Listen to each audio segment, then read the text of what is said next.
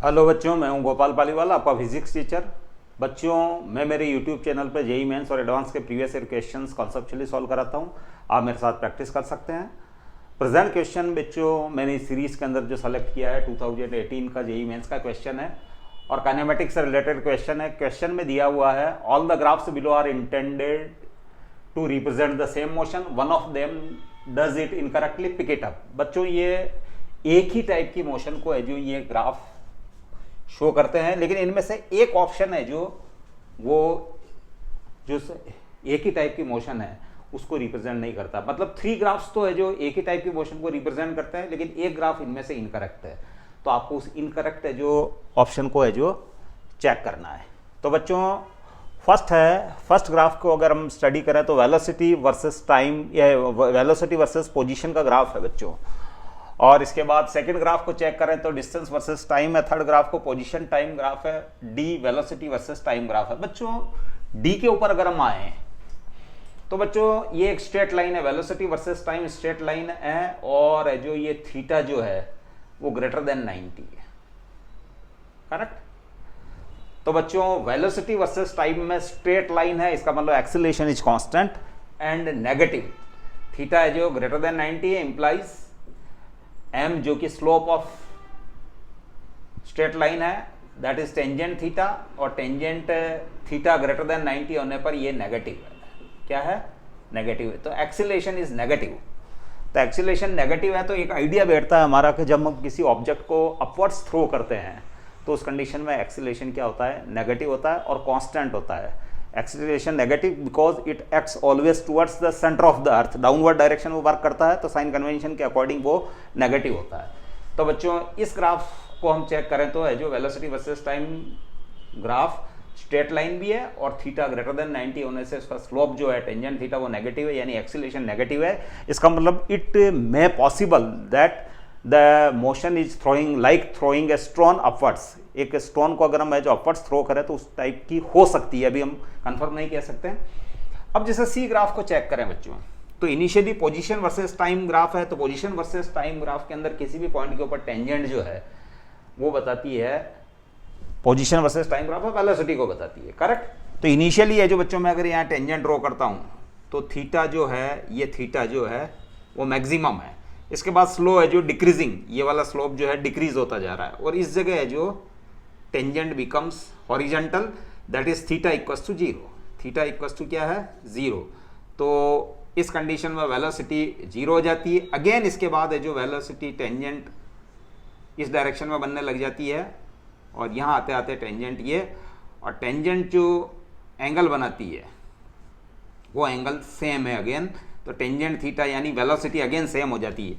और बच्चों, इस पॉइंट के ऊपर वेलोसिटी 0 हो गई तो बच्चों इस जो हम कॉन्सेप्ट हमने मानी थी, हम एक अपवर्ड स्टोन को थ्रो करते हैं तो अपवर्ड मैक्सिमम जब हाइट वो अटेंड कर लेता है तो उसकी वेलोसिटी 0 हो जाती है। तो बच्चों, वेलोसिटी 0 हो गई तो हम ये मान लेंगे इस पॉइंट के करस्पॉन्डिंग जो टाइम है इसको मैं t0 मान लूँ, तो t0 के ऊपर वेलोसिटी क्या हो गई? 0 हो गई है, और पार्टिकल अपनी मैक्सिमम हाइट को अटेंड कर चुका है। इसके बाद है जो उसकी ग्राफ का जो इस टाइप से स्लोप आ रहा है, हर पॉइंट के ऊपर टेंजेंट इस टाइप से आ रही है, टेंजेंट। करेक्ट। ये टेंजेंट इस टाइप से आ रही है, तो इसका मतलब वेलोसिटी बिकम्स नेगेटिव। वेलोसिटी क्या हो रही है बच्चों? नेगेटिव हो रही है वेलोसिटी। वेलोसिटी है जो बिकम्स, यहाँ वेलोसिटी क्या थी? पॉजिटिव थी, और यहाँ वेलोसिटी 0 हो गई। अब वेलोसिटी क्या हो गई है? नेगेटिव हो चुकी है। क्यों हो चुकी है बच्चों? क्योंकि ये थीटा जो है, जो एक्स एक्सिस के साथ जो एंगल है वो ग्रेटर देन 90 हो चुका है बच्चों। तो वेलोसिटी क्या हो चुकी है? नेगेटिव। तो अपवर्ड्स थ्रो के समय तो वेलोसिटी पॉजिटिव होती है, और जब वो ऑब्जेक्ट है जो वापस नीचे आती है तो वेलोसिटी उसकी क्या हो जाती है? नेगेटिव हो जाती है। तो वेलोसिटी पॉजिटिव वाई एक्सिस की तरफ थ्रो है तो वेलोसिटी पॉजिटिव, और जब वो डाउनवर्ड्स डायरेक्शन में आती है तो वेलोसिटी बिकम्स नेगेटिव, क्योंकि वो नेगेटिव वाई एक्सिस की ओर है। करेक्ट।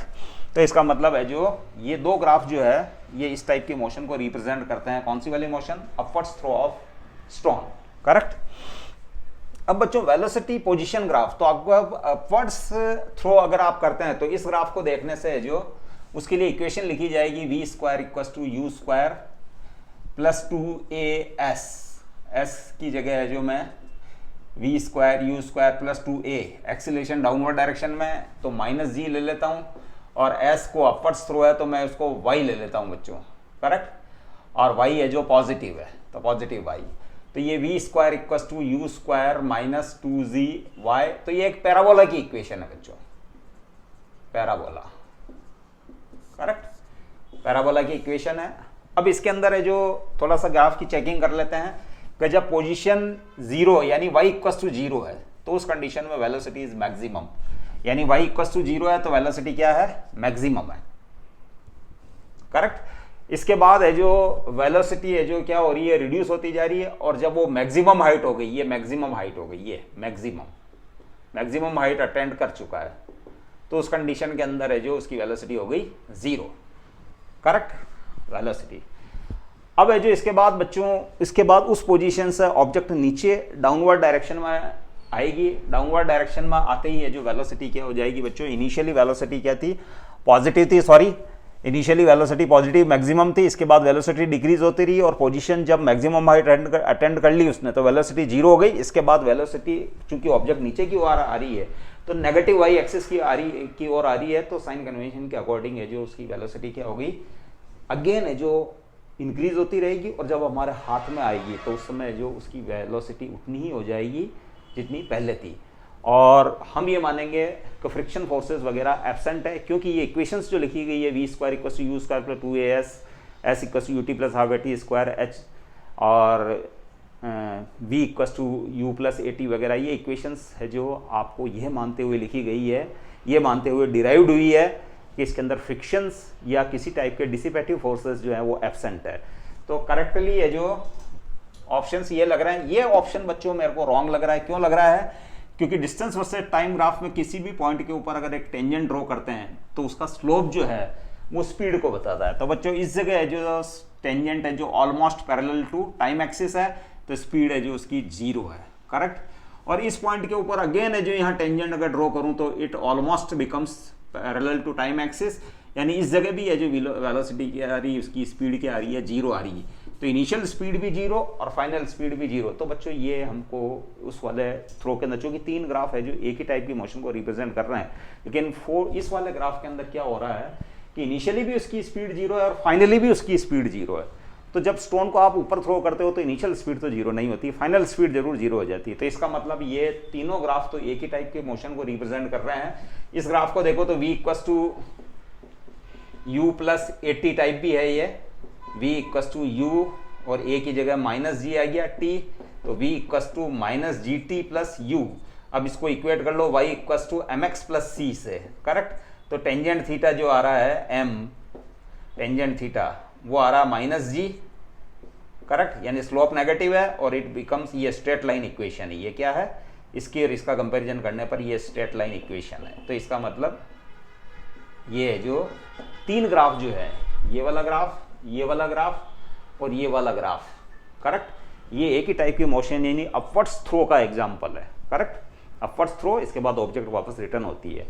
और ये वाला है जो यहाँ बच्चों फिट नहीं होता है। क्यों नहीं होता है, क्योंकि इनिशियल स्पीड भी 0, फाइनल स्पीड भी 0, जबकि थ्रो करते हैं तो इनिशियल स्पीड तो है जो 0 नहीं होती है, इनिशियल स्पीड इज मैक्सिमम, और फाइनली यानी जब टॉप मोस्ट पॉइंट पर होता है तो वेलोसिटी बिकम्स 0।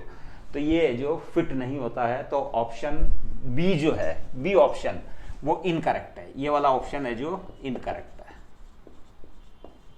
तो I hope you have learn this question properly. हम अगले क्वेश्चन के साथ फिर मिलते हैं। Stay blessed till then, thank you.